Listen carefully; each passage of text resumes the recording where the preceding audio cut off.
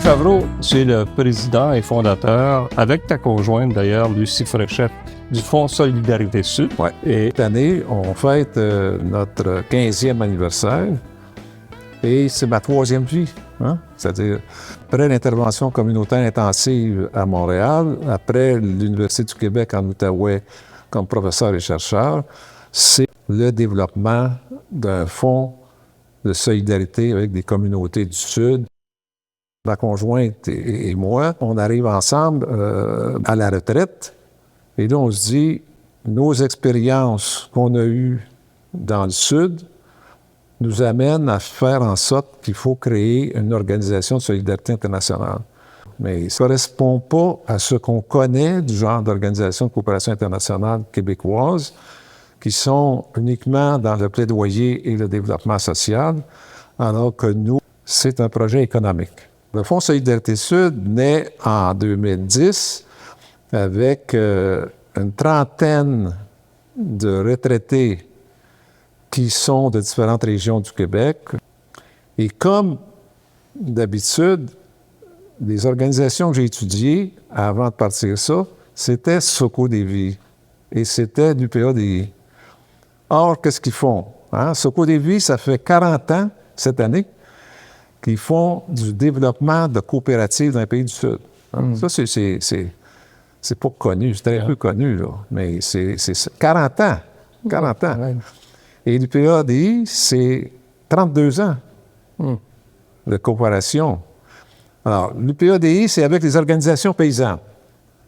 Et SOCO-DVI, c'est avec les coopératives naissantes ou émergentes dans les pays du Sud. Bon. Alors là, je me dis, il faut, nous autres, se situer là-dedans, avec le fait qu'on est des retraités. On décide de travailler avec ces deux organisations-là. OK. Et dans un premier temps, on leur dit, c'est quoi vos projets là, dans le Sud?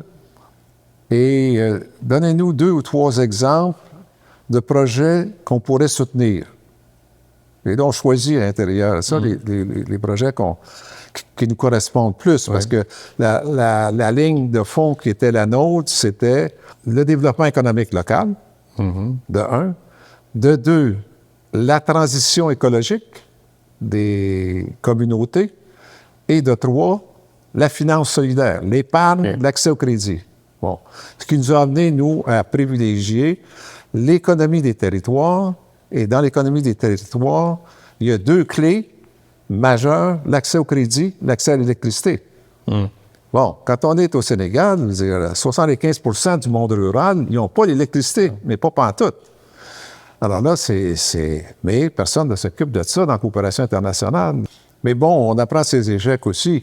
Alors, ce que je veux dire par là, c'est que nous, au fond, au début,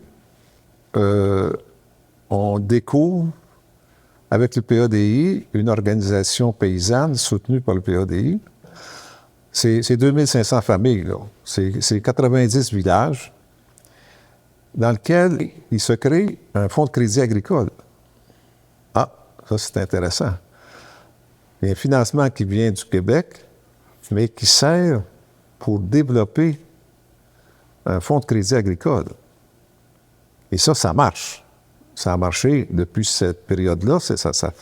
C'est dans la période 2004-2005. Ça marche au Sénégal, ça marche dans d'autres pays de la région.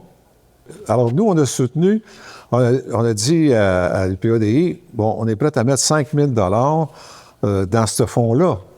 C'est très pertinent, ça nous rejoint, ça.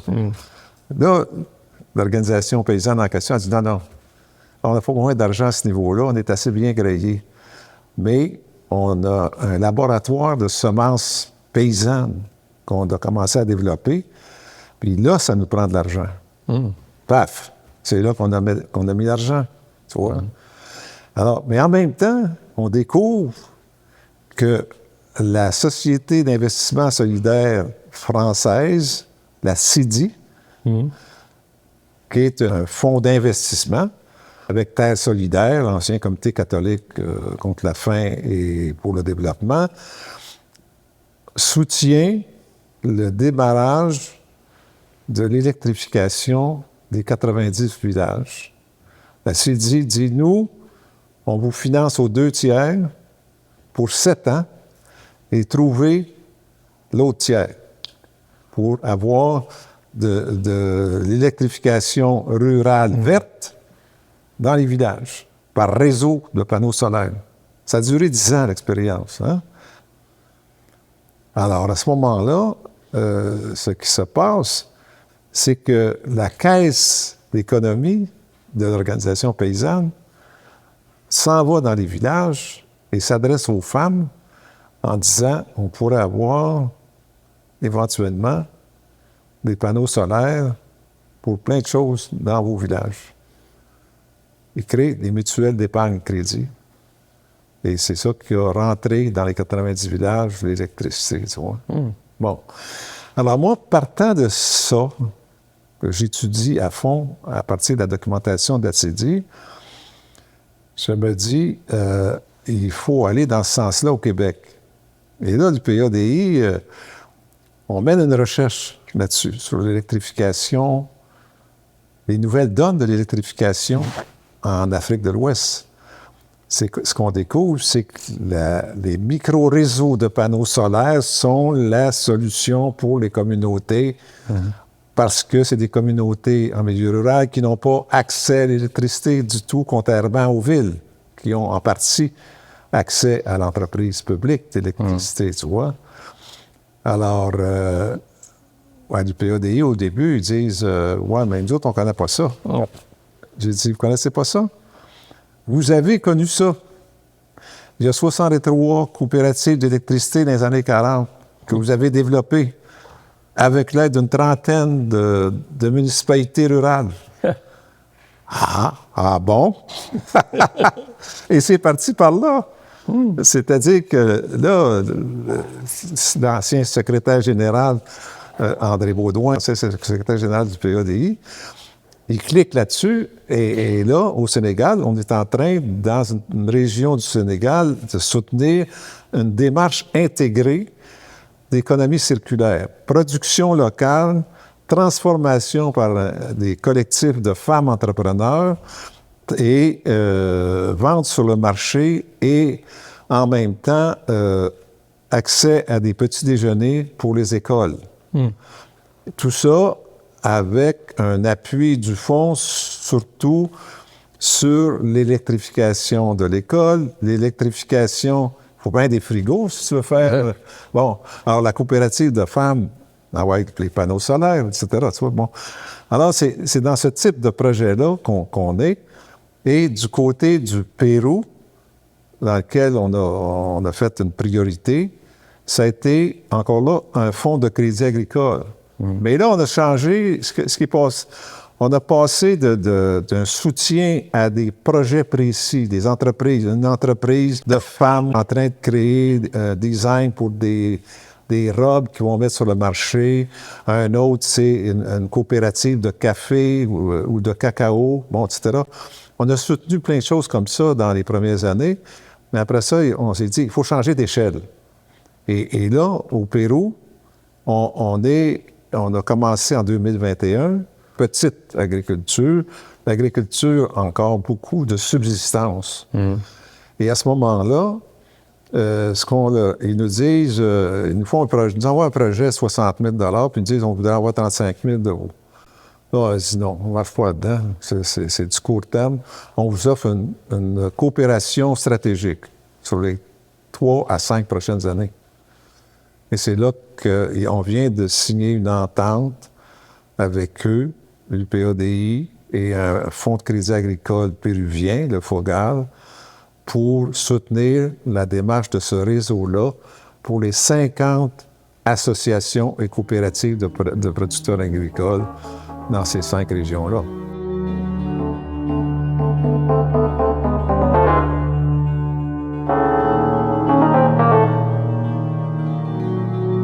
Alors, c'est ce type de choses-là qu'on fait au Fonds Solidarité Sud. Et la façon de travailler entre nous, d'abord, on est interrégional au Québec aussi, on a des équipes, des antennes dans 7 régions du Québec. Quand les gens nous font un don C'est toujours minimalement 100 $. Bon, 100 $, qu'est-ce qu'on fait avec ça? La moitié s'en va pour les projets, puis l'autre moitié s'en va dans un fonds de dotation. Et les gens ils ont compris vite parce qu'on a dit, on ne fait pas d'argent avec ça. On a de l'argent de plus pour les projets, pour travailler dans la durée et assurer un minimum de prévisibilité à nos partenaires du Sud. Parce que ces partenaires-là, la plupart du temps, fonctionnent d'un mois à l'autre, d'une année à l'autre, mais jamais beaucoup plus que ça. Ils sont dans l'urgence d'une économie agricole de subsistance. Et donc, ils ne peuvent pas dire, ben là, on va se faire un plan. On va se faire un plan avec quoi? Mais de la minute où là, il y a un fonds de crédit agricole, ça veut dire qu'il y a des coopératives, des associations qui peuvent se présenter au fond de la gang du réseau et obtenir un prêt. Actuellement, c'est des prêts pour 3 000 $ qui peuvent être remis en dedans de 3 ans. Bon, puis ils savent que ceux qui l'ont eu, s'ils ne le remettent pas, bien, c'est un voisin qui ne l'aura pas. Donc, c'est la solidarité entre eux qui joue dans ça. Excellent. Bon, alors c'est à peu près ça, là, l'histoire des 15 dernières années, d'avoir travaillé comme ça. On est, bon, pour chiffrer ça, on a actuellement un fonds de dotation d'1,5 million et un fonds de capital différé, c'est-à-dire des polices d'assurance dont on est le propriétaire, 1 million. Donc, on a 2,5 millions. Et ça, on l'a travaillé comme il faut. Où on place notre argent? Caisse d'économie solidaire, bâti-rente, valeur mobilière des jardins, puis une caisse ici à Mont-Saint-Hilaire. Bon, autrement dit, on est dans le développement durable avec bâti-rente qui est la première source de soutien, de placement financier. Et ça nous permet d'être dans la durée puis dans la prévisibilité de nos partenaires. Alors, c'est là où on est rendu. Au début, on avait un problème parce qu'on a eu un legs testamentaire d'1 demi-million. Hein? Ouais. D'un missionnaire. Jean Ménard, qui s'appelait, nous connaissait, nous aimait ça, ce qu'on faisait, etc. Alors, ça aboutit que c'est nous autres qui avons obtenu la succession. Et ça, c'est grâce à son ami, d'ailleurs, Yves Laneuville. Là, il ne fallait pas que j'intervienne directement là-dedans. C'est Gérald Larose qui est intervenu. Donc, Gérald le convainc de l'amener chez un notaire pour signer ce qu'il fallait à ce niveau-là. Et c'est comme ça qu'il est atterri à 1,5 million. C'est-à-dire que Lucie, ma conjointe, fait la succession. Et la succession découvre 4 institutions financières pour 570 000. Des bas à l'intérieur disent, bon, ben là, si on a bien de l'argent, on va en dépenser en masse dans le Sud. Et on se calme. Alors là, c'est parce que les gens disaient, il faut y aller tout de suite là, pour des gros projets. Je dis, non, ça ne marche pas de même. Je dis, un couple qui tombe amoureux, qui a un projet de se marier, de faire des enfants. Il fait quoi? Il place de l'argent. Il se donne une assurance au cas où. Il se donne un régime de retraite au cas où. Pas au cas où, mais parce que ça va venir un jour. Puis il t'achète une maison en mettant de l'argent de côté. Ah, les gens disent, ouais, ça a du bon sens, ça. Donc, il faut planifier à long terme une partie de ce qu'on gagne. Alors, c'est comme ça qu'on fonctionne. Ça, c'est une révolution dans le monde de la coopération québécoise. Là. Ils n'ont jamais vu ça. Il n'y a pas cette approche-là. Il n'y a pas cette approche-là. Puis même cette approche-là, on l'a fait dans le Sud. C'est-à-dire, comme le Fonds de crédit agricole, on met cette année 30 000 $ à condition que ça serve pour des prêts. Okay. Ça ne peut pas servir à d'autres choses. Puis il y a des mécanismes de suivi qui permettent ça.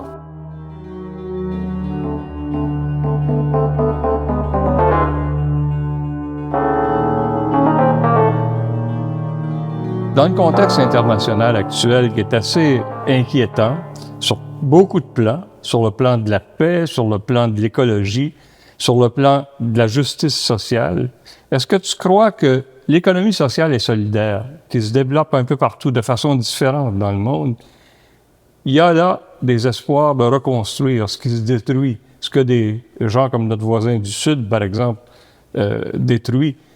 Est-ce que tu penses qu'il y a quelque chose de spécifique que l'économie sociale et solidaire peut faire pour changer les choses?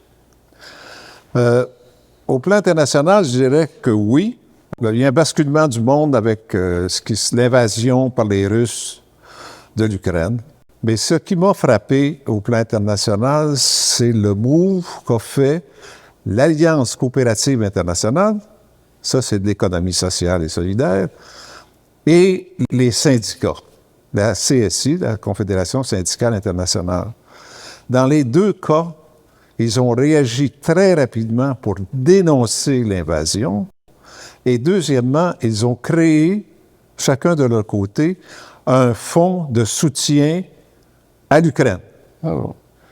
Alors ça, c'est pas rien. Ça signifie que du côté des organisations internationales qui existent depuis longtemps, ça a bougé dans la bonne direction de dénoncer l'invasion et de dire « nous soutenons financièrement les organisations syndicales et les organisations coopératives ukrainiennes dans leur lutte pour une indépendance. » L'Ukraine est un point de départ important qui illustre le basculement du monde.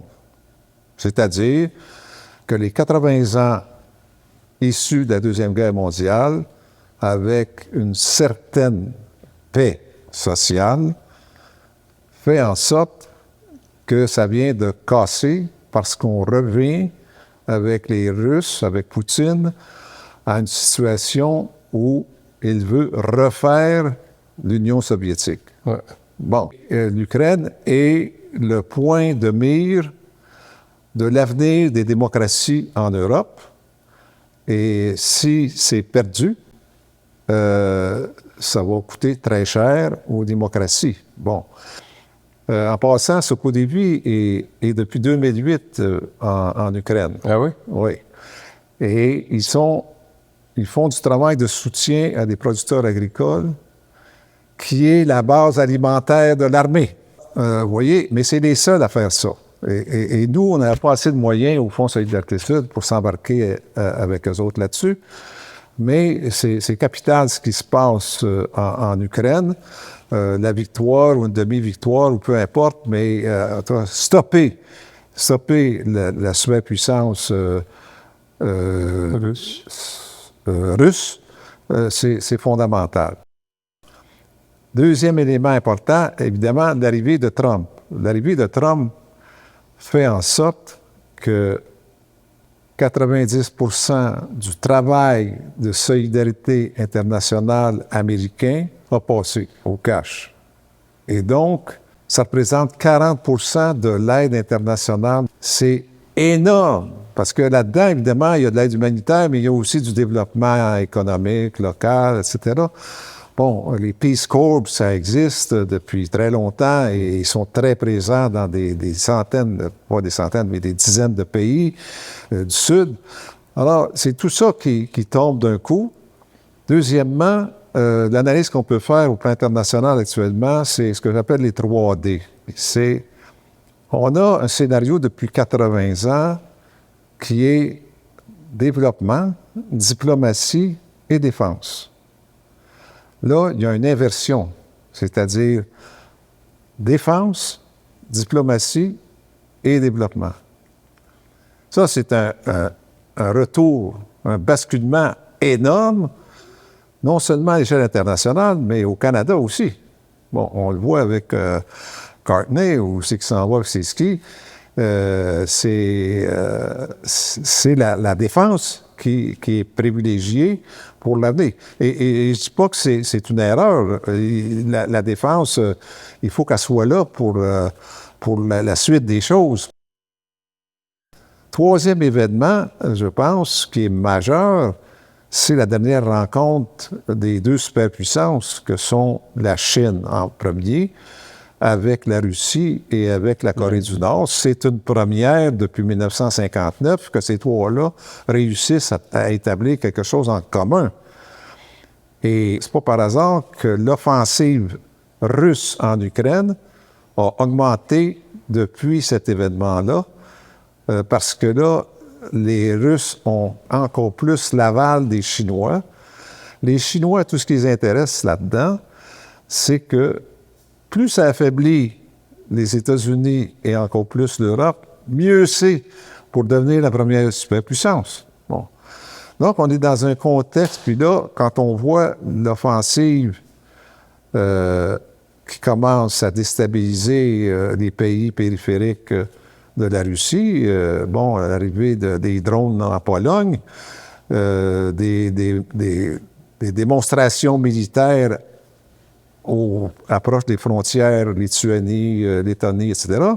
Bon, ben là, on est dans quelque chose qui n'était pas là il y a quelques années seulement. Les Chinois sont présents en Afrique beaucoup par l'économie, dans un certain nombre de pays, et particulièrement pour développer l'industrie pétrolière, les ports, etc. Ils sont même en Amérique latine, entre autres au Pérou. Il y a une porte ouverte là, et encore plus avec l'arrivée de Trump, où l'espace est donné pratiquement aux Chinois. Du côté des Russes, dans certains pays, c'est évidemment de soutenir des dictatures. Bon, alors là, on n'est pas plus avancé avec ça. C'est pire que pire. Mais ça veut dire qu'il y a une concurrence entre les superpuissances et avec les Européens pour s'octroyer des coopérations de toutes sortes en Afrique et en Amérique latine. Bon, ça c'est nouveau et c'est sûr que la dernière rencontre en Chine, avec une vingtaine de pays, ça devient progressivement une alternative des régimes autoritaires dans les pays du Sud. Bref, sur la géopolitique, on est complètement dans une autre situation par rapport à celle d'avant. Et c'est dans les 3 ou 4 dernières années que c'est destiné les choses, là. Et, en d'autres termes, on est dans une géopolitique très négative pour les démocraties et pour une coopération internationale qui ne soit pas du colonialisme. Bon.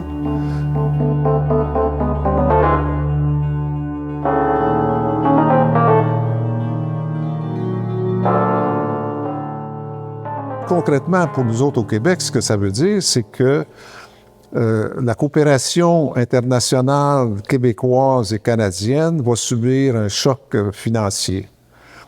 La majorité des organisations de coopération internationale canadiennes et québécoises sont financées par le gouvernement canadien à 50, 60, 80 %. Ça ne sera plus le cas. Nous, on n'a pas ce problème-là parce qu'on marche sur le financement propre. Bon.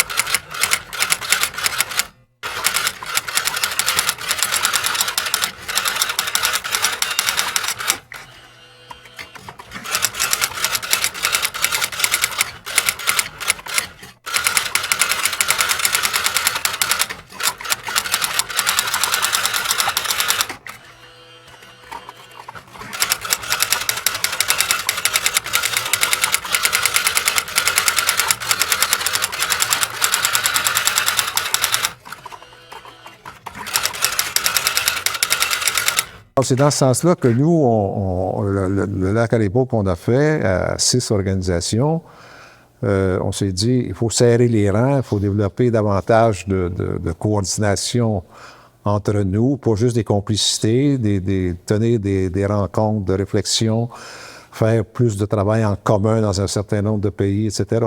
C'est là où on en est. Et ce qui est intéressant, c'est d'avoir un fonds d'investissement solidaire international qui est le FISIC, qui prend sa source d'inspiration première dans les fonds de travailleurs au Québec et sa source dans les fonds d'investissement de cet ordre-là, qui sont en France et en Belgique, entre autres, la CIDI et Alterfin en Belgique. Bon. La CIDI, en France, ça fait 40 ans qu'ils font de l'investissement solidaire dans les pays du Sud. Et Alterfin, en Belgique, ça fait 30 ans. Nous, avec le physique, ça fait 5-6 ans, puis ça a démarré pendant la pandémie. Ça fait du sport de loin dans ce temps-là. Mais là, c'est le dispositif dans lequel on trouve 18 organisations de coopération internationale sur les 75 qui sont intéressées à développer des projets économiques dans le Sud.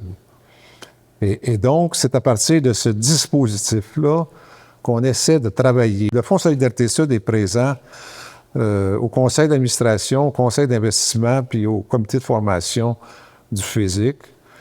Et on est en train de resserrer la collaboration dans la prochaine année. C'est ça que ça veut dire concrètement. Et ça va permettre de faire une coopération économique plus solide et relativement dépendante de la conjoncture où le développement passe après la diplomatie, encore plus après la guerre, comme type de budget. Il y a 7 projets financés dans le Sud actuellement. C'est des projets à la hauteur de 200 à 1 million, 200 000 à 1 million. C'est des prêts. C'est des prêts de capital patient, comme les travailleurs en font. Alors, ça, là, ça change la dimension de la coopération qu'on fait. Et c'est pour ça que, en fond, ce qu'on dit au Fonds Solidarité Sud, c'est ce qu'on fait à notre échelle, on le multiplie par 10 en investissant une partie de ce qu'on fait, en travaillant avec le physique, et même en contribuant à la capitalisation du fonds du physique. Bon. Et dans la capitalisation actuellement, bon, il y a 2 millions et quelques qui circulent en prêts dans les projets, un au Nicaragua, un autre, 2 autres au Sénégal. Il y en a au Bénin aussi, etc. Bon, ça marche bien, c'est bien parti. Mais là, on est en processus de recapitalisation. Et dans le processus de recapitalisation, il va être demandé à chacune des organisations membres de doubler leur part initiale de prêt qu'ils ont fait au physique. Et on a des organisations. Mission Inclusion, l'ancien truc du cardinal Léger. Bon. En 2013, là, je ne sais pas où c'est rendu, mais en 2013, il y avait déjà un fonds de dotation de 50 millions. Yes. 50 millions! Bon. Il y en a d'autres qui ont 5 à 20 millions, puis bon, il y en a qui sont 1 million, 2 millions, etc. Bon. Alors, doubler, ce qu'on demande aux 18 organisations, c'est de doubler leur mise. Bon. Alors, ça va... et doubler leur mise, ça, c'est les organisations elles-mêmes qui vont financer la recapitalisation.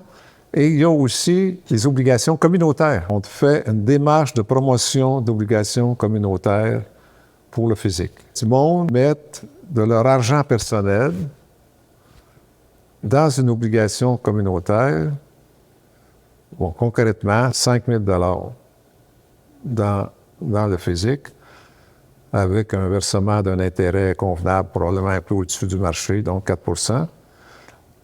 Et on vise 100 personnes pour avoir un demi-million. Ça, on se donne 1 an pour ça. C'est juste un point de départ. Alors, ces obligations-là, l'expérience au Québec, c'est dans le logement depuis 10 ans, notamment avec la Caisse d'économie solidaire. Et ça marche. Ça marche très bien.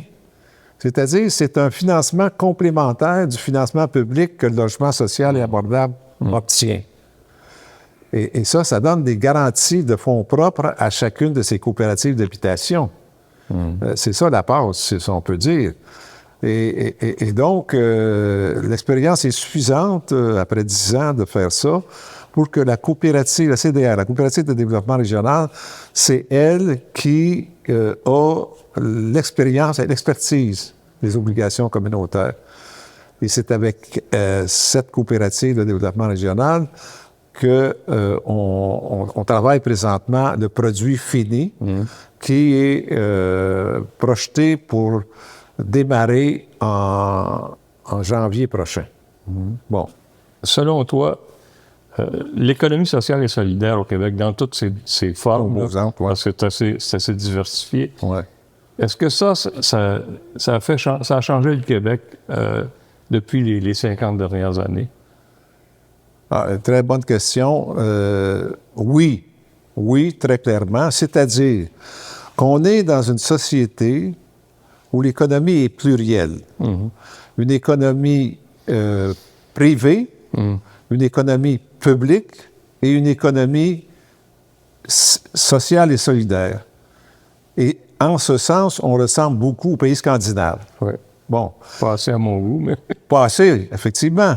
Mais tu as un 10 d'économie au Québec qui est dans l'économie sociale et solidaire. Là, je ne parle pas juste du chantier d'économie sociale. Là, je parle, c'est Desjardins, c'est tout ce monde-là. C'est le Conseil de la coopération. J'ai été au conseil d'administration du Conseil de la coopération pendant 4 ans. Je les connais par cœur. On a fait des rencontres ensemble. C'est eux autres qui portent l'économie sociale et solidaire davantage que le chantier qui est dans des zones plus de services collectifs comme des garderies, etc. Bon. Alors, et donc, ça, c'est unique comparativement au Canada, puis encore plus par rapport aux États-Unis. On est une société d'une économie plurielle. La nationalisation de l'électricité, c'est une affaire. Il y a eu à la fois une révolution tranquille, sociale et économique. Hein? C'est ça. Et une révolution syndicale avec les fonds de travailleurs. Moi, j'ai suivi ça depuis le début, quand ça a commencé en 83. Cette économie-là, elle est fantastique pour penser un certain nombre de secteurs de l'économie de façon différente. Ouais. Alors, moi, je suis toujours fasciné de voir, bon, la crise du logement, c'est qui les premiers qui ont sauté comme financiers dans la réponse à ces développements-là de logement social et abordable? C'est Desjardins, c'est la Caisse d'économie, c'est les fonds de travailleurs. Bien ça, c'est extraordinaire comme dispositif qu'on a, qui n'existe pas ailleurs dans d'autres provinces, et encore moins aux États-Unis, tu vois.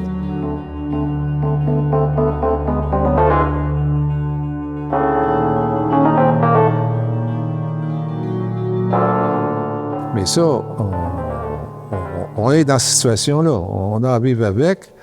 Et l'avenir des choses ne se dessine pas tout dans la géopolitique générale. Yeah.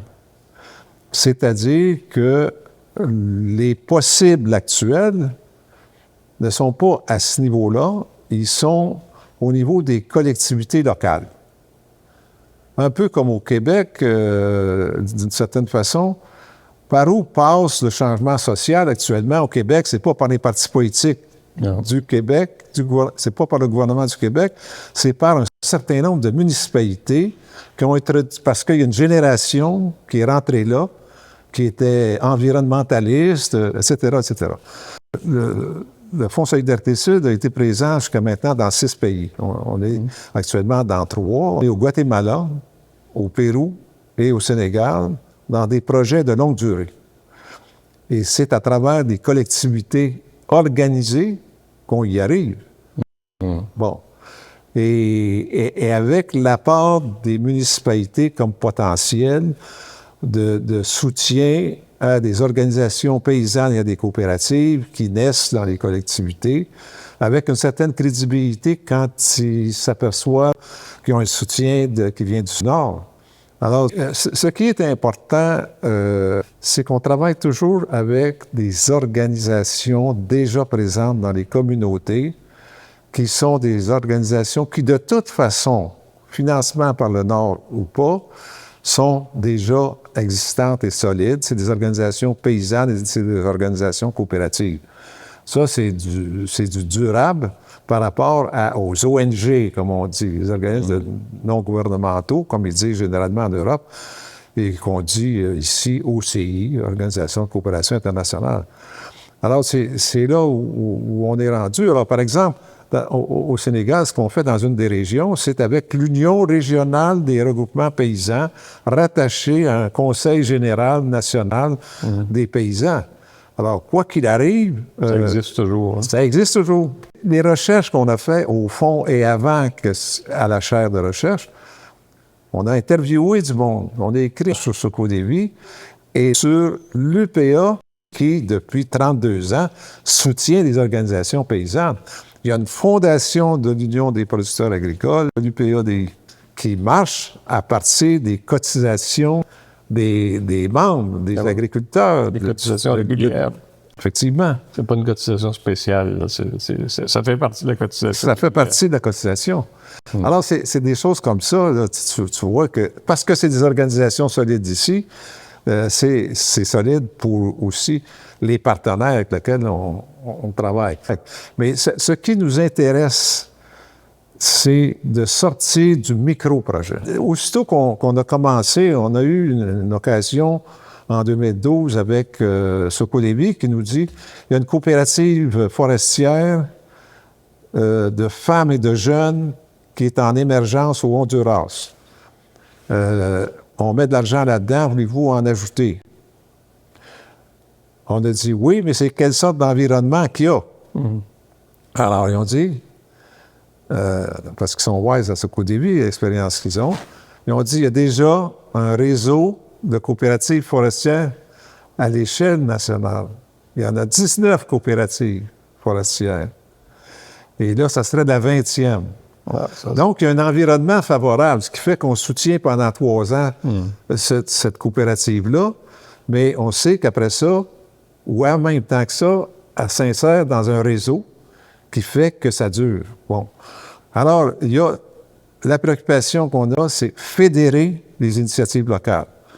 Mais les collectivités au plan local, c'est par ça que passent des possibles présentement.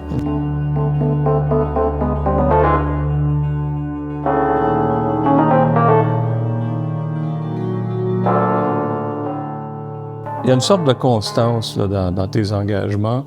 C'est toujours de donner de plus en plus de moyens à des collectivités de se prendre en main, de se développer. Dans tous tes engagements, ton objectif, c'est toujours d'être collé sur des réalités et de contribuer à faire en sorte que ces réalités-là changent. Ouais. Quand tu regardes la Caisse d'économie solidaire, née en 1971, tout ce qu'elle a fait jusqu'à maintenant, 50 ans d'expérience en finances solidaires, quand tu regardes les fonds de travailleurs, qu'est-ce qu'ils ont permis de faire en termes de développement des régions au Québec, bien là, c'est là-dedans qu'il faut développer systématiquement encore plus que jusqu'à maintenant. Bon, entre autres choses, il va y avoir des discussions dans les 2 prochaines années avec les 2 fonds de travailleurs pour qu'ils fassent des prêts au physique. Jusqu'à date, ils ont hésité parce que, bon, la viabilité du physique, etc., c'était pas évident au point de départ. Tu sais, quand tu dis, tu parles d'un fonds d'investissement pour les pays pauvres, tu te dis, ouais, voyons donc, ils n'ont pas d'argent, ça va crever, cette affaire-là, etc. Je veux dire, quand on regarde la CEDI et Alterfin en France et en Belgique, ils font tout le contraire. Ils démontent depuis 30 ans dans un cas, 40 ans dans l'autre, la chose. Et l'obligation communautaire, Alterfin, ils ont 6 000 personnes avec 7 200 € par personne. Ça te fait 43 millions, ça. Ouais. Alors, avec des fonds propres de cette envergure-là, alors, et la CEDI, c'est la même affaire. Bon, ben là, pourquoi pas aller dans cette direction-là?